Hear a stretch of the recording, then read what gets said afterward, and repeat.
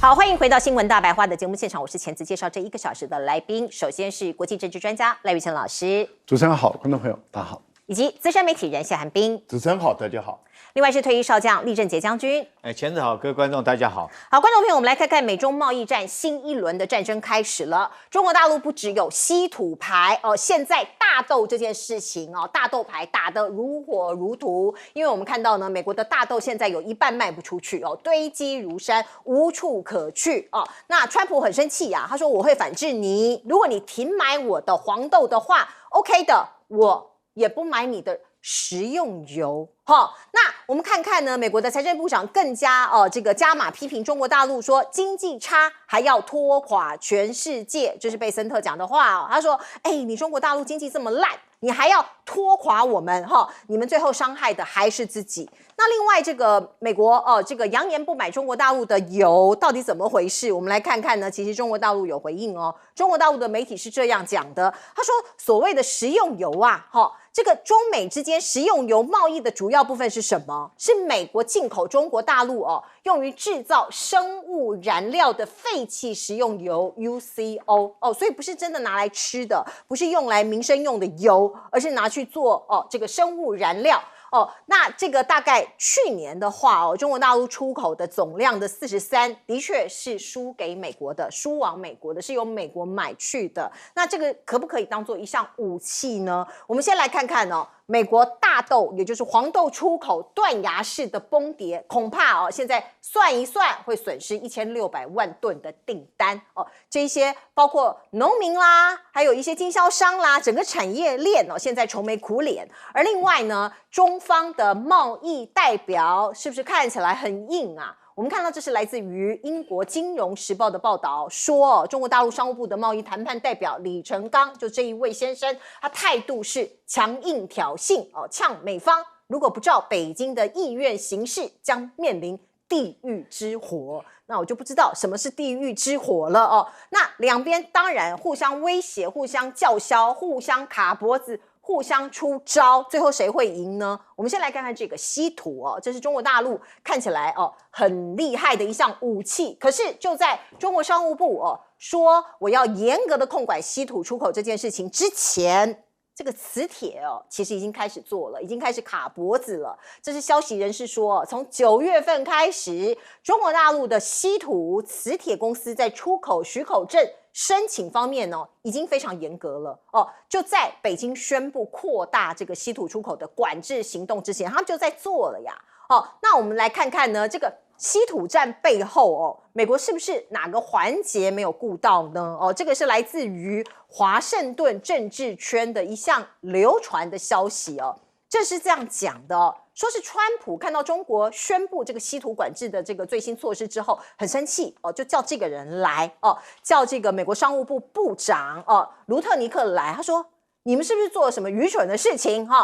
把跟中国的贸易搞砸了美国商务部9月底在出口管理条例之下引入了50%的规则，这意味着中国还有很多就是比他们实体添加出口管制里面好几倍的这一些厂商可能会被管制，会被某种程度的制裁所以这个两边其实现在看起来都在做一种程度的备战。那另外我们再来看看所谓加征100%关税这件事情会不会进行到底。美国贸易代表格里尔说这取决于中国在稀土争端中的下一步行动，也就是说看你中国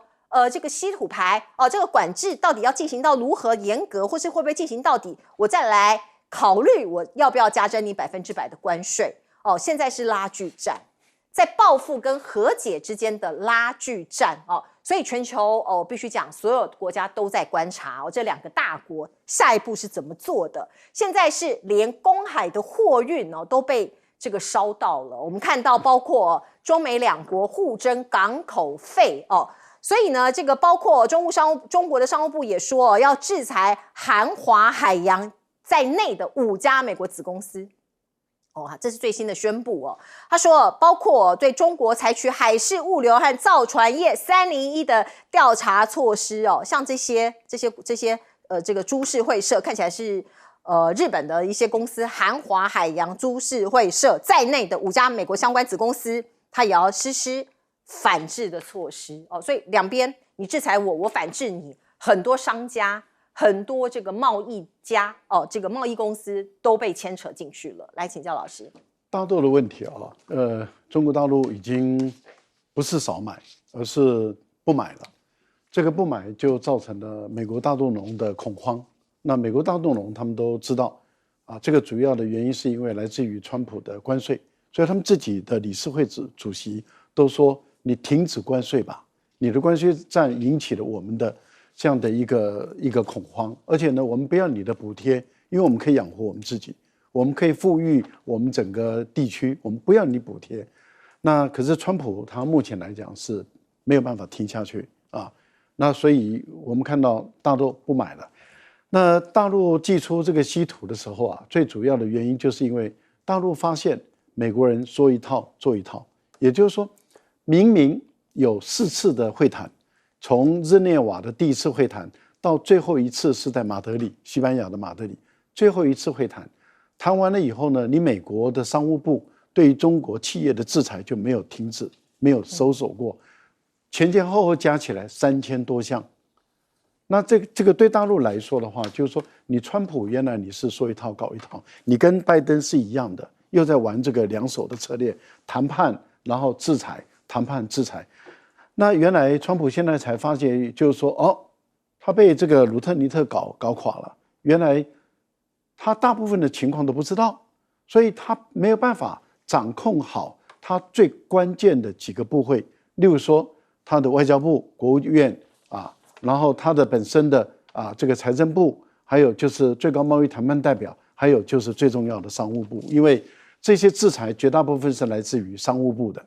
他都没有办法管控好。那现在才发觉到说，哦，原来是商务部在他们谈完了以后，继续对中国大陆施加制裁。那中国大陆就觉得搞得有完没完了，你是说一套做一套嘛，耐心用尽了，用尽了以后，这个稀土的这个机制哦，因为它是一个机制，它不是一个政策，也不是只是一个措施，它是一个法律规章，也就制度化了。那中国大陆现在对于全球的这个稀土施予这个全球治理权了，因为大陆掌控有这个70%以上的这个开采权，也就是稀土的70%的开采掌握在中国手中，90%的提炼掌握在中国的手中，93%的精炼掌握在中国的手中，那你其他的国家根本就没有办法来撼动中国占有支配权这个地位。那大陆现在采用的就是我用我的统治权、我的支配权来支配全世界的稀土，它本身的获得或是没办法获得，我来进行管理的。那美国一看真的是没办法，你看美国现在出的手段都会被人家笑掉大牙。第一个，川普说100%的关税，他讲出100%的关税的时候，华尔街的3大指数狂跌，然后他一看说哇，跌成那么惨，又收口了，说不一定实施。格里尔又提到了说，这个100%的关税，很有可能是11月1号当天，也可能是之后，也可能之前。可是问题是245%都不怕了，怎么会怕你这100%呢？所以这个是川普的第一个玩笑。第二个呢，就是有关于食用油的问题。这个食用油不是真的用来吃的哈，它是一个废弃的食用油的2次加工，然后卖到美国去，主要用作哪里？用作柴油发动，也就是做燃料用。那你美国没有像中国大陆买这么多的这个做提炼柴油的，影响的是你美国这第一个。第二个就是这个食用油的总量也不过就是几十个亿而已。而且40到50卖到你美国去，也不过就10几20个亿，所以事实上它的数量并不多，而你的大豆却是128亿啊，这么的高啊，那这个完全是不同比例，而且你没有这个柴油的话，你的很多柴油的汽车就会出问题了嘛，所以你是自己伤害你自己。那我们看到现在格里尔他也束手无策，因为而且坦白说，月底川普能不能跟习近平谈到话已经不确定了，所以格里尔最后的一个谈话中已经露出他的一些讯息了。之前都说月底会谈判，现在格里尔说有可能谈判，也不一定能够谈判了，因为要看中国大陆愿不愿意谈了。那这个代表什么？代表美国坦白说，面对于中国大陆的反制措施，它几乎已经没有筹码，它没有工具可以用了。那也就是范斯所讲的都是吹牛。范斯说：“哎呀，我们的工具想很多了，所有的牌都在川普手中。其实现在能打出来的都是很可笑的牌，因为根本都不是牌的牌，那就代表什么？美国根本没牌了。那大陆对于你的这个船舶的问题啊，就施以反制了。这一反制，您刚刚提到的韩华，韩华对。”韩华是韩国的一个船公司，这个船公司是把过去大宇已经要倒的把它买下来，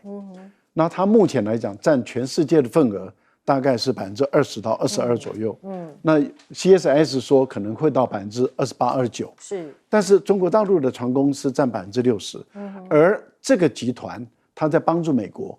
去修理中国大陆，所以提供给各种情报讯息给美国来对付中国的船舶。是，那现在中国大陆也对韩华施予制裁。是，那施予制裁就是中国大陆的组织、企业、个人都不能够跟这5家子公司有任何来往。这代表什么？它最主要做的是军舰的建造、维修，还有一般的商船的维修。那请问一下，没有中国的稀土，你根本什么都做不出来。是，来，彬哥，我觉得现在是出现一个很有趣的现象，就是贝森特试图要告诉全世界说，其实这是大陆商务部跟财政部在内斗，习近平不知道，他搞不好根本不晓得发生这件事，这听起来很诡异啊！贝森特难道不知道中国大陆是什么样的地方吗？习近平怎么可能会不知道这件事？那好，就算他发布之前不知道，发布之后他也知道了，对不对？难道你以为习近平是傀儡吗？就任商务部跟财政部摆布吗？当然不可能是这样嘛。那但是贝森特为什么要讲这句话？其实很简单，第一个他在安抚市场，告诉他这可能是个误会，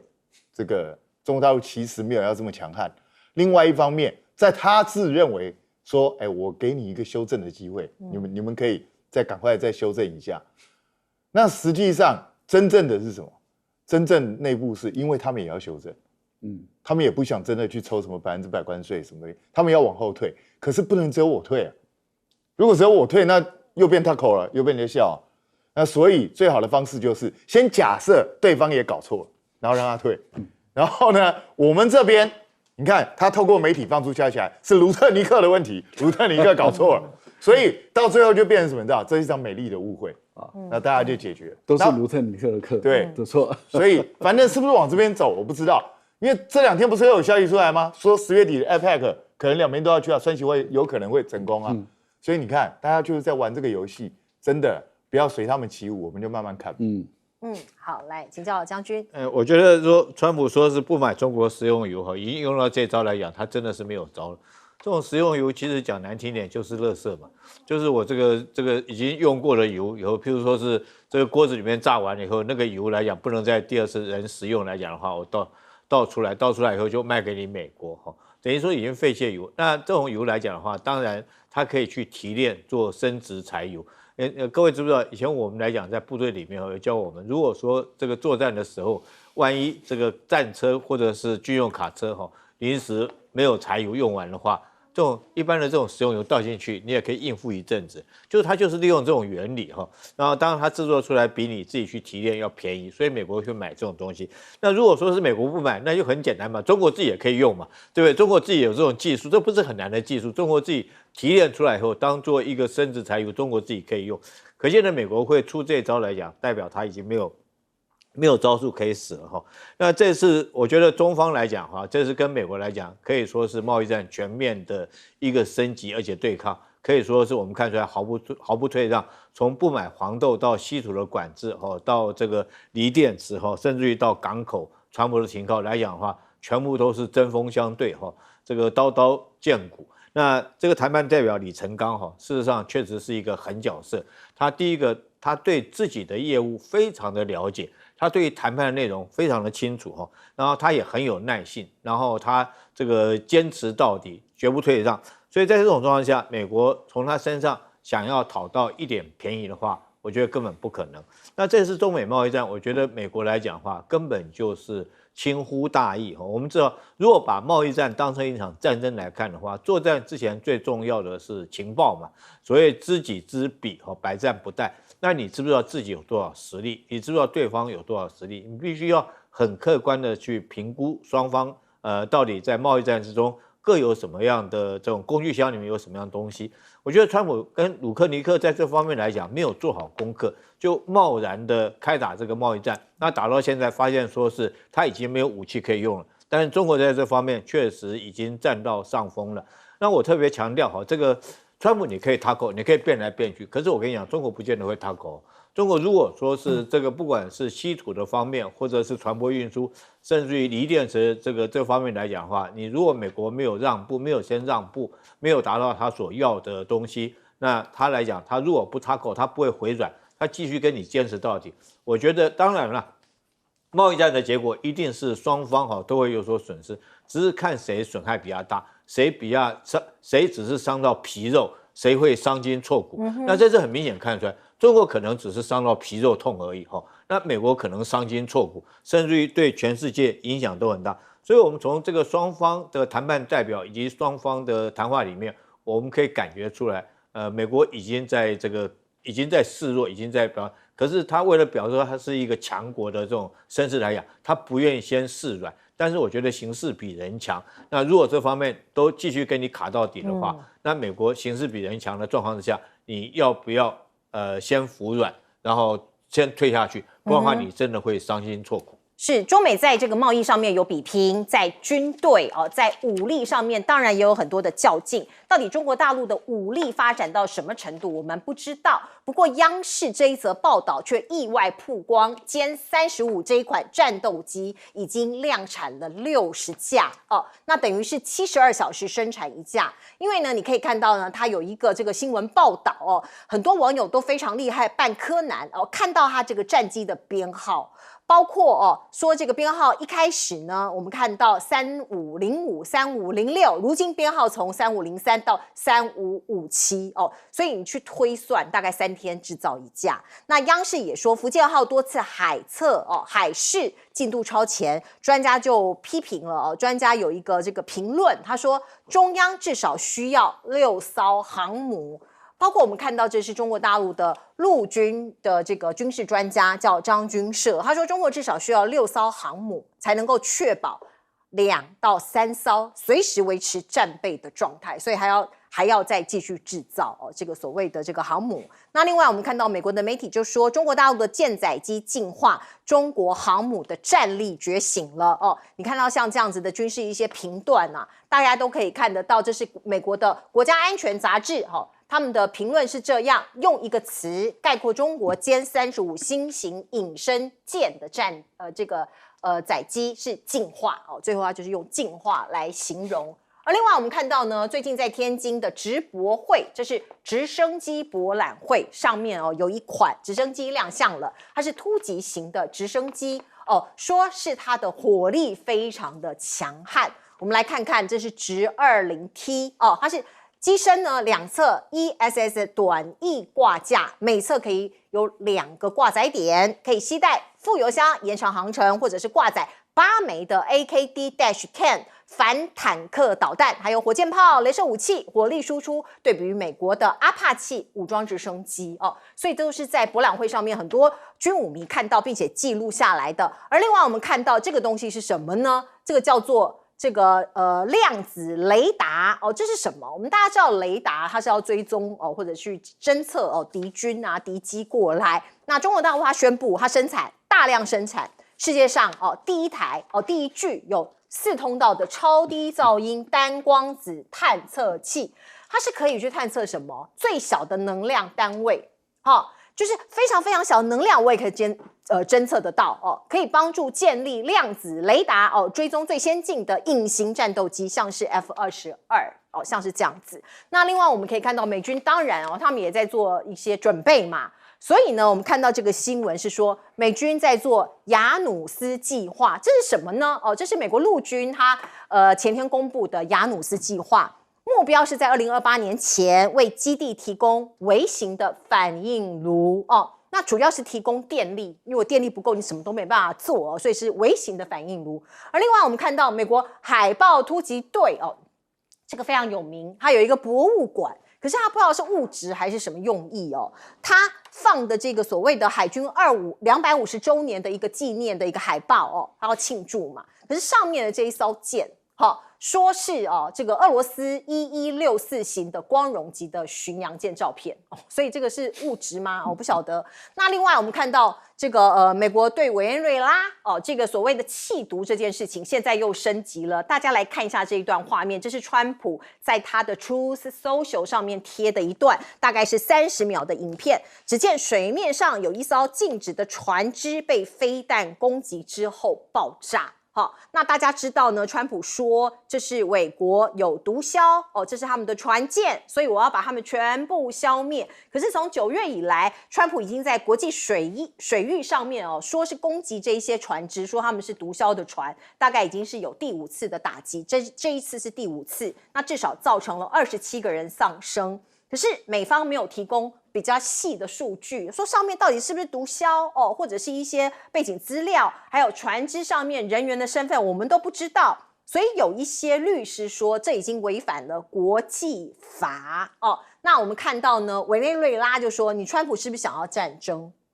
那你说马杜洛是暴徒般的盗贼统治者，那川普是这样形容他的。可是委内瑞拉的总统马杜洛却说，我有收到来自于美洲各地原住民的来信，他们愿意为了保卫我们国家的土地而战，所以下令要组建所谓土著旅就是原住民的这些这个民兵组织所以看起来是不是两个国家的这个战争一触即发呢？我们看到美军这5度打击疑似我刚刚讲委内瑞拉的毒船，已经这一次有6个人死亡加总起来有27个人死亡，所以美国媒体说这是川普可能要逼迫马杜罗下台。来，先请教将军。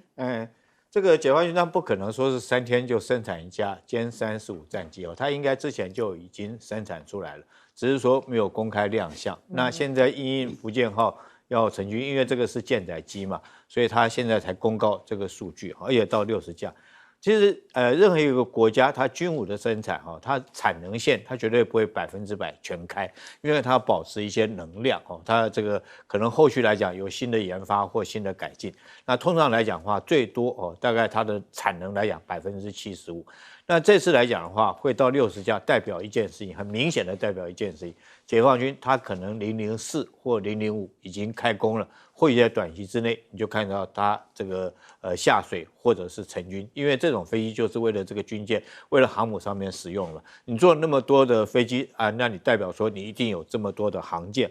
所以我相信后续来讲的话，我们一定可以看到004很快可以官宣，可以公告成军。那之所以说是为什么要6艘，我们都知道航空母舰大概有1/3会保持1/3在战备巡航，另外有1/3是在整备，在港口整备待命，然后另外有1/3要进港维修。那如果说是按照现在已经有3艘，如果我们推测可能004、005，现在传言是说在南北各造船厂同时开工可能6艘航空母舰就不是传闻，而是真的是即将会。这个我们即将会看得到。那解放军这个所谓的直20T直20是它的通用型的直升机，那它的武装战斗直升机原来是5直10，它现在将直20它的这种载量更大，马力更强它把它改装成攻击直升机。那我想说对地的攻击能量会更强。那美军来讲的话，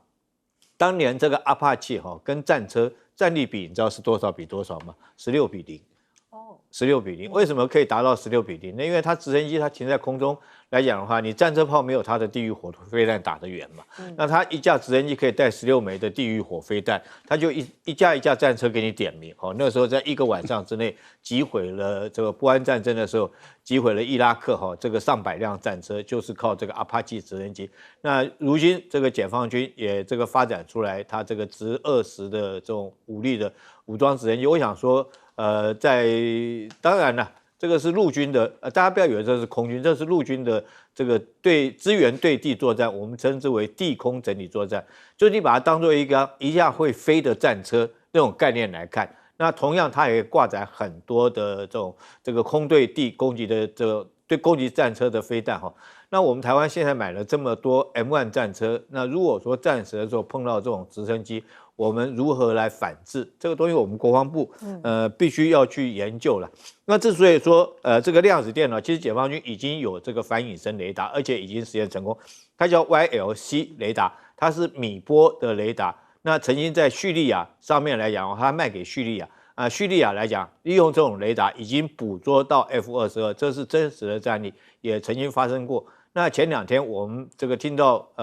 大陆的官宣说，这个歼16战机对抗美国的 F-22，大家可能会怀疑说这个 F-22是隐身战机，那歼16只是世代半战机，它怎么可能会捕捉到 F-22，而且跟它发生这个狗斗缠斗的情形？我认为就是这个米波雷达。那米波雷达它可以抓到隐身战机没错，但是它的缺点就是它体积很庞大，它必须在陆上架设在陆上架设来讲的话，单收到以后，这个发现雷达有反应，它将这个情报给天上的歼16去拦截。那如果量子雷达来讲的话，它可能这个面积可以做的体积可以做得更小，然后可以3度空间。那我想说，如果说未来可以装到战机或者军舰上面来讲的话，那对于反隐身的效果会更强。是这个3天可不可以制造出一架飞机？我们看到央视这边的报道是说，他们在沈飞公司这边有一个25万平方米的智能厂房，4条生产线高速的运转，所以呢，歼35的生产周期是可以压缩到72小时一架这是央视的报道。对，我们也觉得很疑惑，可是这是我引述一下央视的报道。如果真的是这样，是蛮可怕的，蛮可观的。来，我到过这个重庆赛力斯去看他们的那个这个自动化的生产线，是他们是跟华为合作，问界8就在那个地方生产已经是全自动化了。是，那也就是说，只有到最后品管的时候，其实他们连品管都已经用 AI 来做检测。那只有到最后收尾的时候，再用一些少数的人来去做这个控制所以以这样的一个态势来看的话，等于是说，因为他们是同时建造，例如说我可以同时建造10几20架，整个生产线开，然后因为你知道，我们不可能说我3天从一个零料件开始组装，然后3天完成，它事实上是一个平均值。例如说我这条生产线。我同时开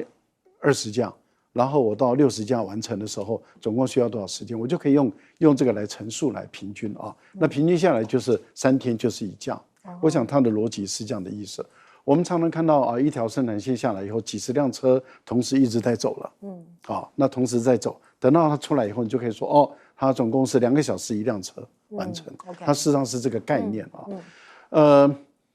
从歼35问世，然后到航母被电磁弹射起飞，美国的福特号到现在还弹射不了这个 F-35，这个才引起全世界高度的一个关注。也就是说，美国的电磁弹射还没有办法把他们的隐身战机弹出去，而中国的这个电磁弹射福建舰已经可以把中国的隐身战机，就是歼35弹出去了。那这样的一个情况，等于是中国大陆的电磁弹射的航母比美国的福特号的电磁弹射的航母还要先进，这个才会让川普很不开心的原因。就是说，等于是我们自己制造出来的福特号，结果比这个大陆的这个福建舰还要落后。那吨位大，怎么会弹不出去自己的舰载机呢？就代表说，当时在建福特号以及在做舰载机的时候，他们的2个部门的沟通协调并不一致。那这样的话，造成了它本身的弹射的时候例如说，可能飞机在推的过程中，怕产生龙骨折裂或者脱裂或者等这些问题。那这些问题到目前为止还无解，他们还找不到办法来解决这个问题。好，可是隐身战机的一个特色是在于让你看不见。而当你的雷达能够看见的时候，隐身战机的优势就消失了。现在为什么美国它不断在过去它 F-22也好 ，F-35也好，都进入中国大陆的边界，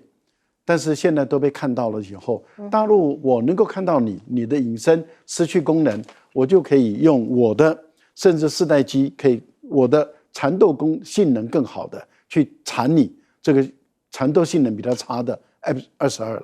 F-22是一个重型机，它空优战机，但是它并不适合缠斗的时候，当我看到你，然后我可以指挥我的这个歼16，我靠近你，然后我跟你进行缠斗，结果F-22打不赢它，当然就只好跑。那这个都是很丢脸的事。那为什么这次直20会引起这么大的关注？就是因为它是在大陆来讲，这本来是有一个关卡一直突破不了。歼10很早就出来了，可是歼20这种通用型的而且是10吨重的这种通用型的，这个在美国来讲的话，已经是一个直升机的优势。大陆过去很难跟它竞争，现在大陆突破了，突破以后，我们就可以知道，它可以用在物资运送、人员的突击运送，可以用在反坦克的运送、攻击突击的运送。这样子一个战斗机的多功能性，它当然威力就很强了。是，来请教彬哥怎么看？对，我觉得中国大陆的生产能力当然是毋庸置疑的，可是照理来说，他没有必要这么赶，他干嘛要这么赶着去生产这么快？72小时一架，也感觉很像在下水。这个应该是指在最极端的情况下这个因为他平常应该不是用这种速度生产，没有必要用这种速度生产。可是第一个，他当然是强调他的生产能力；第二个，他为什么？你看。这个他现在一下子就造了60架，以这种产能，那他接下来准备要造多少架？600架吗？恐怕都不止。按照这样，因为他现在他本来歼35就是跟这个歼20做高低配嘛，对，所以如果歼20现在据信都已经有300-400架以上，那这个歼35未来的数量可能绝对不止搞不好会上千架。要这么多干嘛？其实除了他自用之外，搞不好他要卖给别人卖给别人。对啊，而且他最近不是外销型的，外销最近正在透过巴基斯坦正在跟中东这些国家谈巴基斯坦可能会先买歼35，那未来可能我认为他有可能会把部分产线转移到巴基斯坦那边去，然后由巴基斯坦那边再卖给中东这些国家。所以我觉得中国大陆是有心想要扩大它在整个这个军武市场上面的影响力。那当然也是他自己本身战备上的需要。那至于说中国大陆是不是需要6艘航母呢？在未来，我认为它当然是需要。可是以现在有这个急迫性嘛？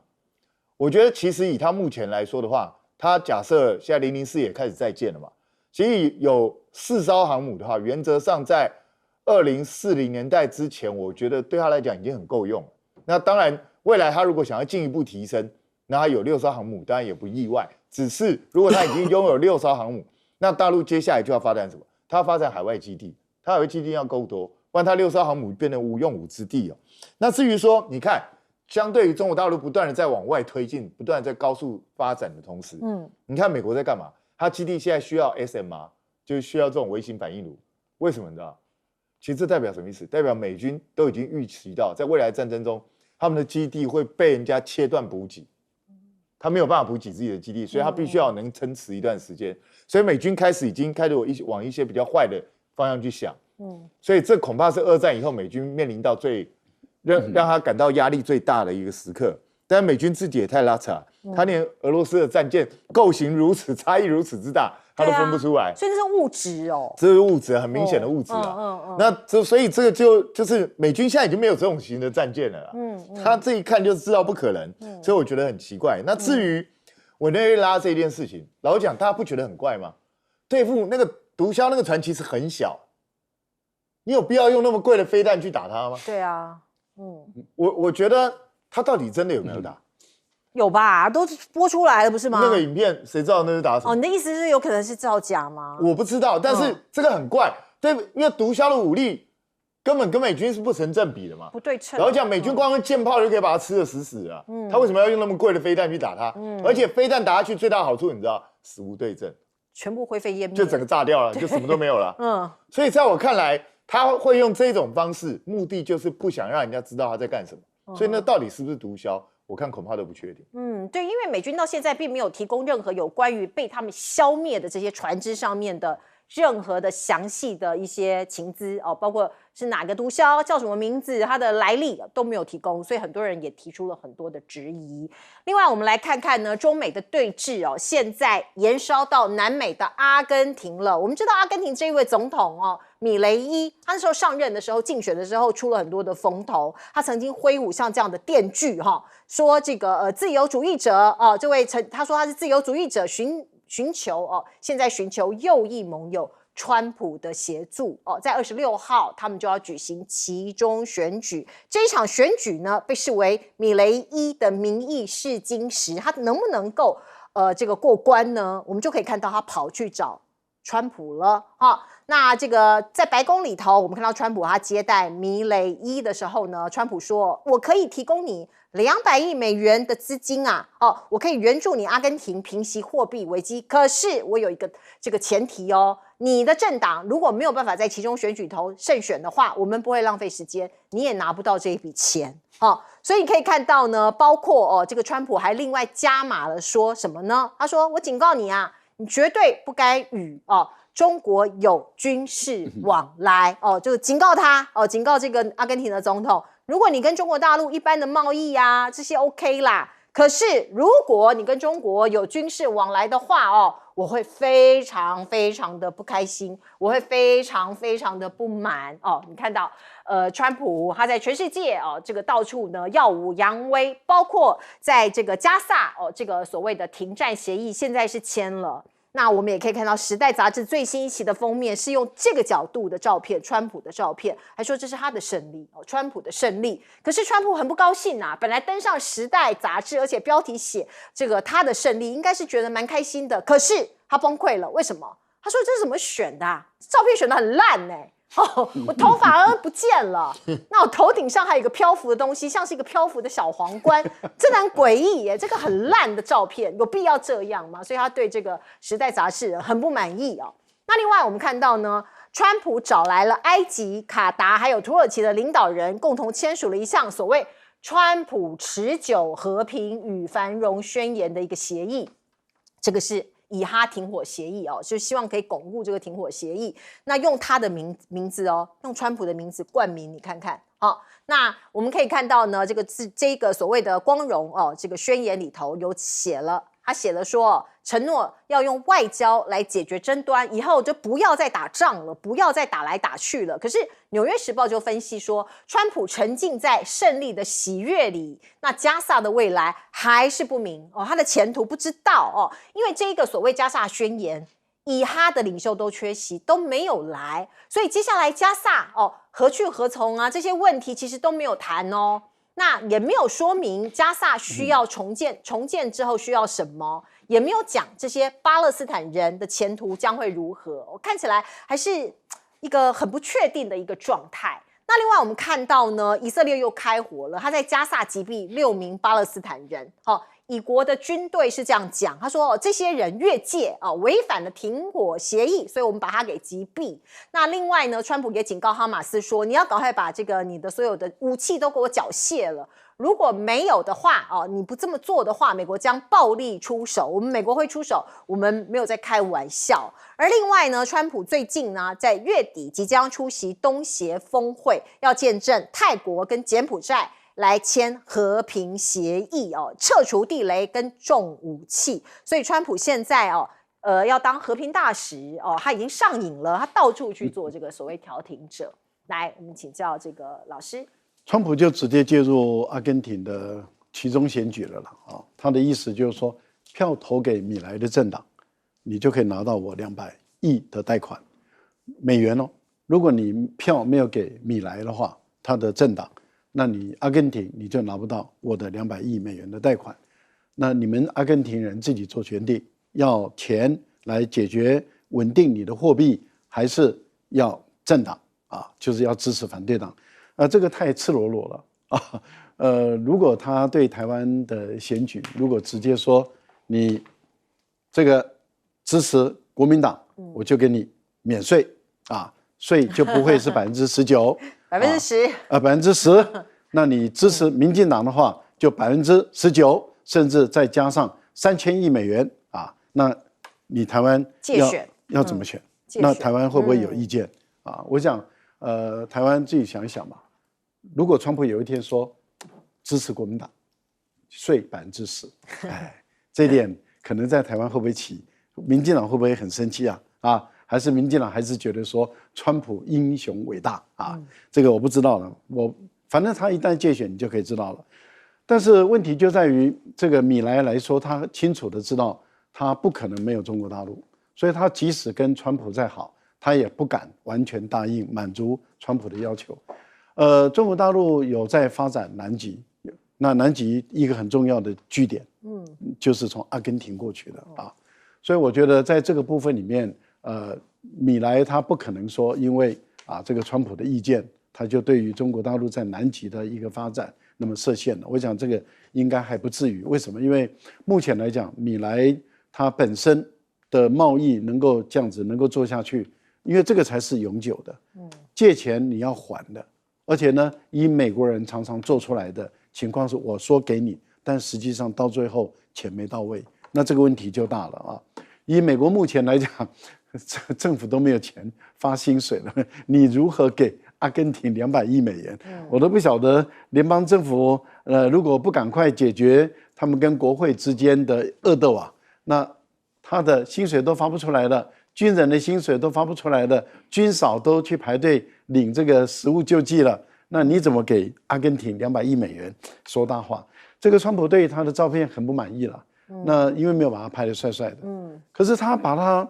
我觉得这个《时代周刊》把他拍的英雄威武从底下哇，这个俯视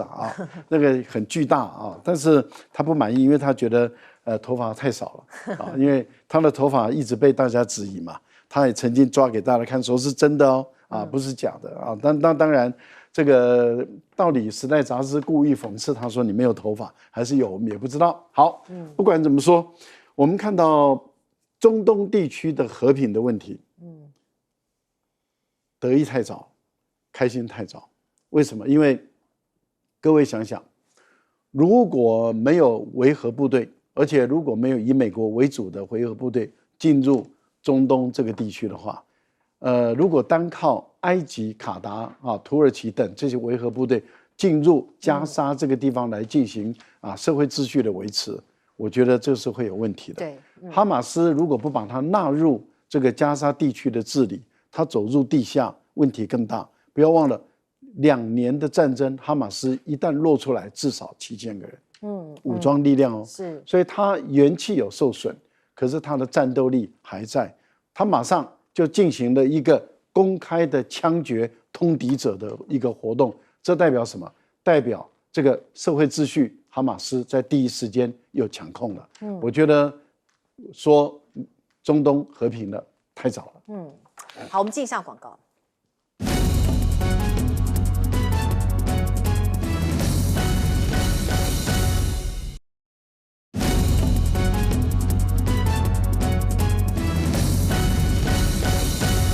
好，我们接下来请教彬哥。我觉得川普有的时候讲话真的很妙。这个米莱其实他一上任的时候就已经向美国求助了，但是当时美国没理他。那后来他实在没办法，他转向去中国大陆求助，中国大陆慢慢也给他一些援助。那现在因为他还是撑不下去嘛，那希望川普能够援助他。结果川普给他画个大饼，你赢了我就援助你。这个，我赢了我还需要你干嘛？我就是因为会输，所以我才要你援助啊，不就这样吗？所以我真的觉得川普也是很搞笑。那川普最近很喜欢威胁别人，他不但威胁阿根廷，他最近还说，他今天才在那个 Twitter 上面发的他说，你们要加入那个 BRICS 就是金砖可以你加入的话，我就跟你征很高的关税。然后他还自吹自擂，他说自从我这样讲之后，现在没有人敢加入金砖了，有吗？不是，问题就是明明人家还是在加入金砖所以你在讲什么？所以我觉得川普有点在自嗨那所以这次 Time 用这张照片，我觉得是蛮有含义的。对，因为一般来说，你由下往上这种仰视。是通常就代表他是个伟人，他做了一个什么伟大的成就，所以用这种视角对不对？是对的，因为就是要赞扬他达成一个伟大的成就嘛。可他就特别给你选了一张，没头发的。对，这叫无法无天。双关语，对啊，还有中文的双关语。我不知道 Time 的这个编辑有没有中文素养，我就不晓得。但是很容易让中文有中文联想的人会想到这个东西，因为要选漂亮的照片，我不相信选不到了。他们会选这个一定有深意，因为以前我们在我们那一些什么苹果啊这些媒体，我们都会专门选一些很奇怪的照片，就是特别要去凸显这些东西啊。那川普现在当然洋洋得意，认为他促成了这个中东的和平，以巴之间的和平，可是有吗？你看现在我们这边自己都讲，冲突马上就起来了。然后哈马斯一直说，你要我缴械可以，可是我不会交给以色列人，也不会交给美军，我是要移交给未来的巴勒斯坦政府。现在根本就没有巴勒斯坦政府，全下他要交给谁？所以我觉得这个事情恐怕完全不像川普讲的这么乐观。当然现在有一部分就是人质已经被释放了，这是件好事。可是你说在这么一个错综复杂的政治环境下，还有双方的互信度如此低的情况下，你说不会再发生冲突吗？这个永久和平能够达成吗？说真的，我是一点都不相信哦。那导致川普现在真的认为，好，今年拿不到诺贝尔奖，我明年再来，所以现在就已经开始了。因为今年可能因为时间太晚嘛，赶不及在他们决定之前促成以巴和平。我这一次准备促成全世界的和平，我看你到底诺贝尔给不给我奖啊？那没关系，他要这样做，我是蛮乐见的啦。世界也真的需要和平了。那但是川普要做成真的和平，而不要只是嘴巴上面的和平。好，进一下广告。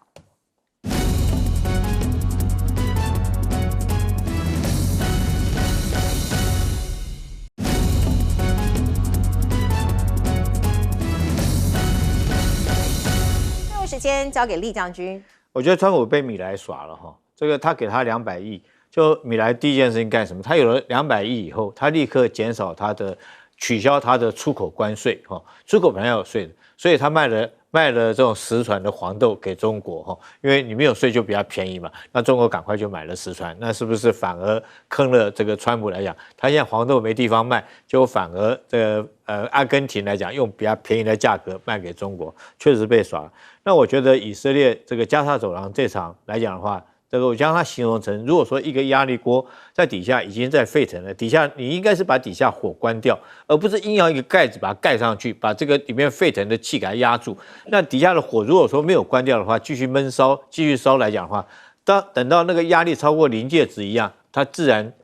会再爆炸，而且可能会更加严重。我们现在看到这个加沙地区虽然说是人质获得释放，这是一件可喜的事情，但是所有问题，包括川普所提的20点，所有理由我们没有看到实现的，包括现在哈马斯并没有解除武装，哈马斯也没有离开加沙，不但没有离开加沙，还在这边公然枪毙他所谓的这个巴勒斯坦奸了哈，这几个可能当初跟以色列勾结在一起，然后他们被他抓到以后，他这时候公然枪毙。那以色列来讲的话，我们也没看到以色列撤离这个地方，也没看到以色列撤军。那试问一下，加上现在这个地方，我们看到哈马斯公然在街上枪毙人，试问一下，有哪一个组织这时候敢进去对加沙地区做治理？那你认为说纯粹派文人进去治理，会达到治理效果，会达到和平，会让大家都放下武器吗？我觉得这是做不到的事情。所以说，我觉得加沙这一局川普只是为了